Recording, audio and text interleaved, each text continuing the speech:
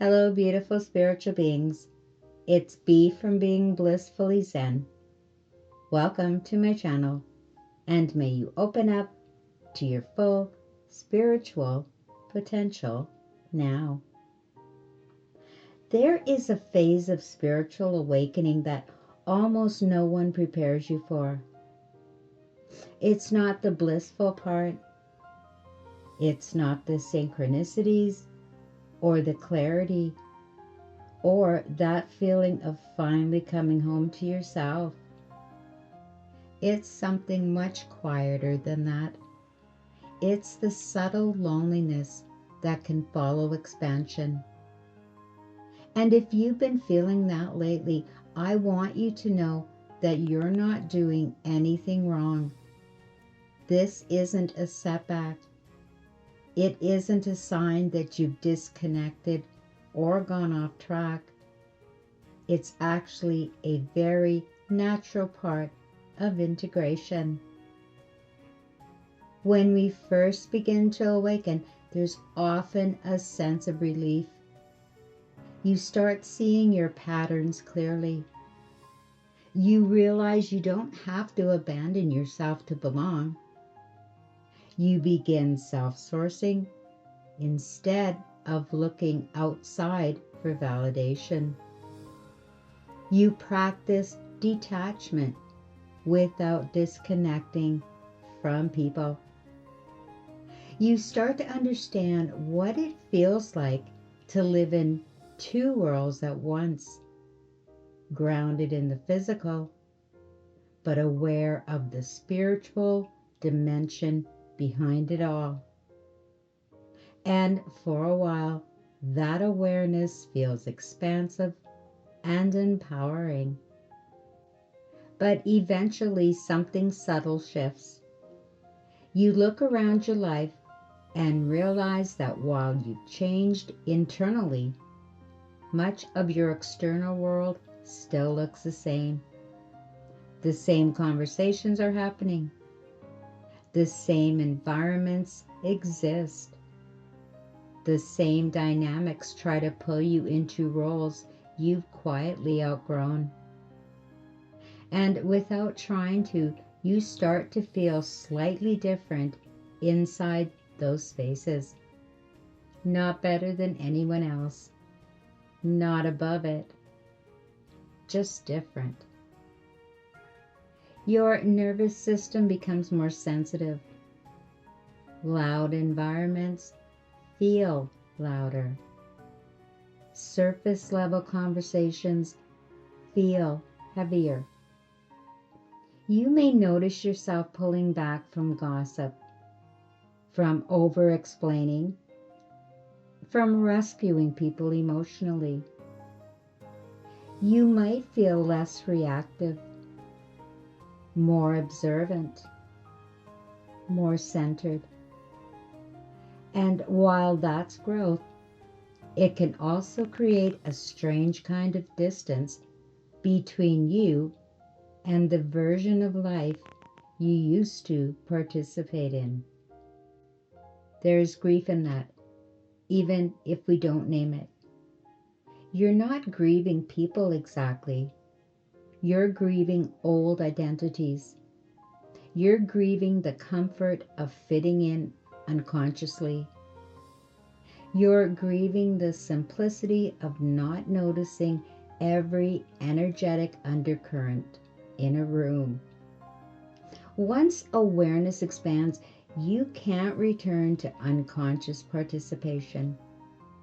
You can't unknow what you know. And that awareness naturally creates space.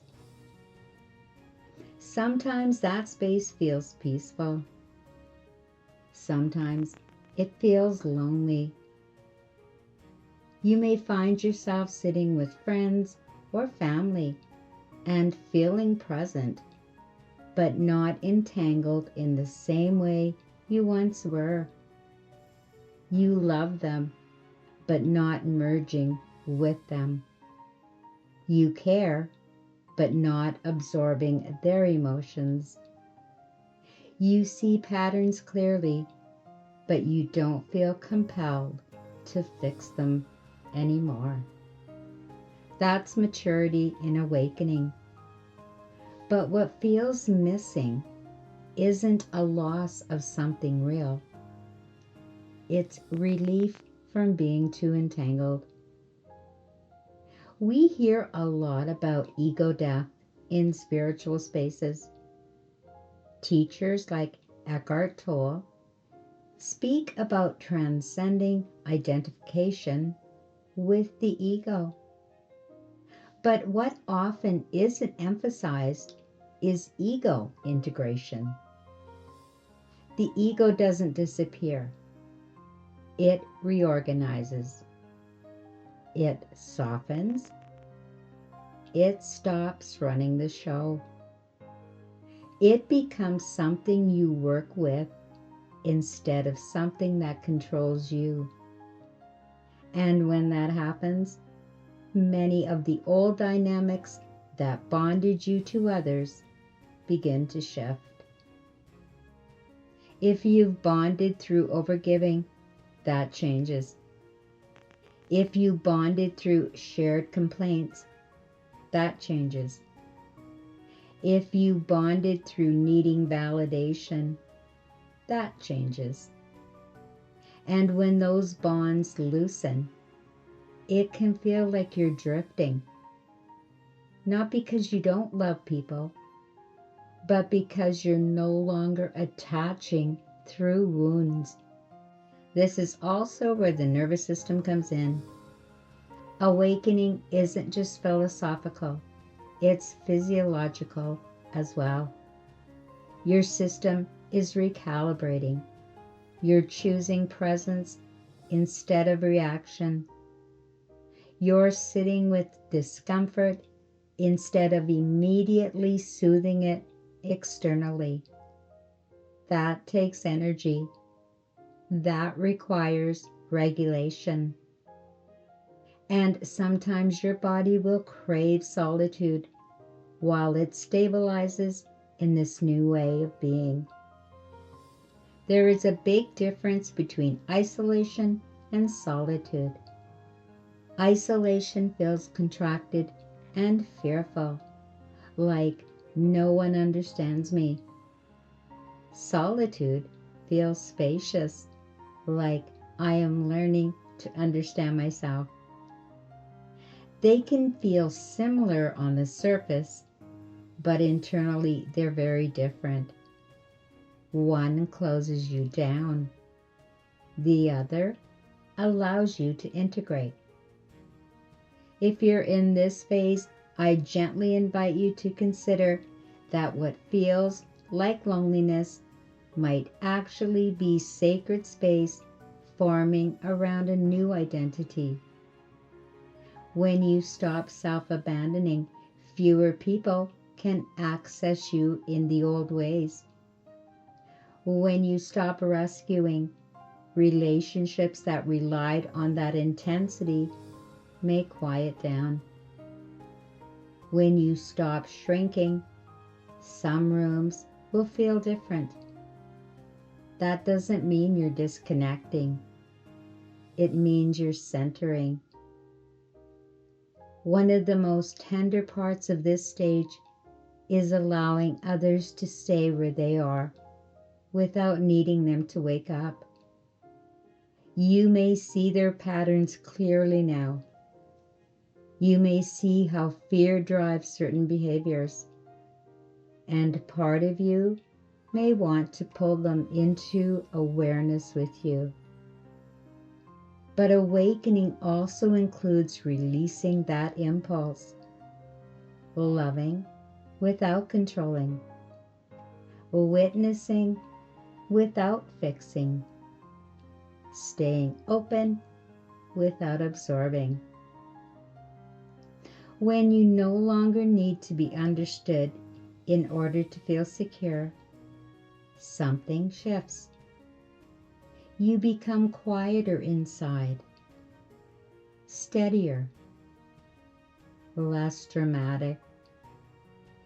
There may be fewer emotional highs and lows. And sometimes, if you were used to intensity, peace can feel unfamiliar, almost like something is missing. But what's missing is the chaos. This phase is not glamorous. It doesn't make for flashy spiritual stories. It's not filled with dramatic breakthroughs. It's filled with small, consistent choices, choosing not to react, choosing not to over-explain, choosing to validate yourself, choosing to sit with discomfort, choosing to remain present. That's integration. And integration can feel very ordinary, but it's powerful. Over time, you begin attracting relationships that resonate with this steadiness. Conversations deepen.